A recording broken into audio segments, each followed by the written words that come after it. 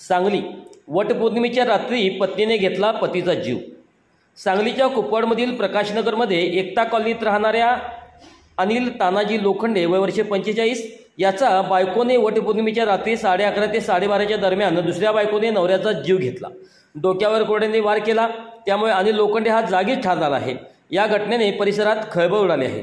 मयत अनिल लोखंडे याची पहिली बायको कर्करोगी आजाराने मयत झाली आहे। मयत अनिल याला 2 मुलीची लग्न झाल्याने अनिल हा एकटाच घरी राहत होता। त्यामुळे पोटाचे हाल होत असल्याने अनिल याच्या नातेवाईकांनी सातारा जिल्ह्यातील खटाव तालुक्यातील वडी गावातील राधिका बाळकृष्ण इंगळे वय वर्ष 27 या तरुणीसोबत लग्न लावून दिले होते।